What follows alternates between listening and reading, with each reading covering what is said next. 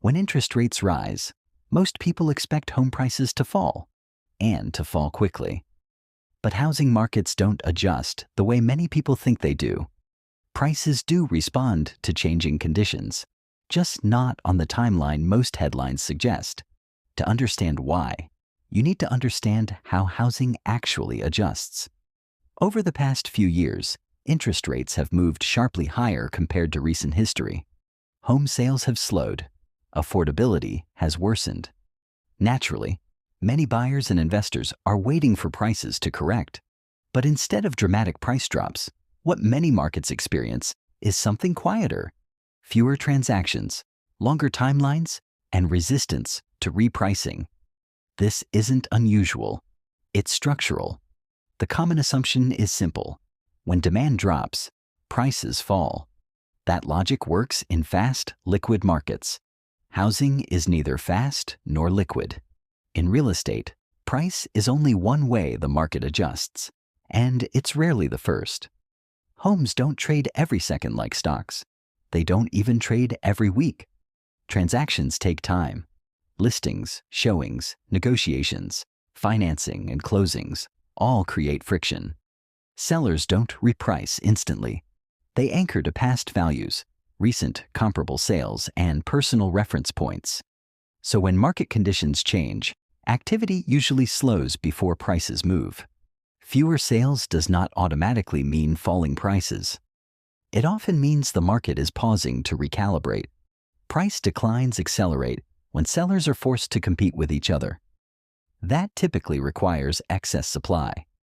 In many housing markets, supply remains constrained. New construction takes time. Zoning limits expansion. And many owners simply do not need to sell. A slowdown in sales does not necessarily mean a surge in listings. When inventory stays limited, sellers can afford to wait. And waiting slows price movement. One of the most powerful forces in today's housing market is mortgage rate lock-in. Millions of homeowners hold fixed-rate mortgages far below current market rates. Selling their home would mean giving up a low monthly payment and taking on a much higher one. For many households, that trade-off doesn't make sense. As a result, fewer discretionary sellers list their homes. Inventory growth slows, and prices face less immediate downward pressure. Instead of falling, markets often freeze.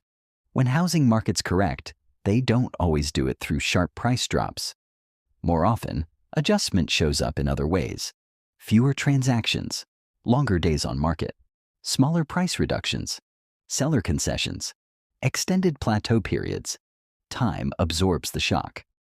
In inflationary environments, prices can even remain flat in nominal terms while declining in real terms over several years. For buyers, waiting for a dramatic price collapse can mean waiting longer than expected. Affordability can remain challenging even if prices stop rising. For owners, stable prices don't necessarily mean strong demand.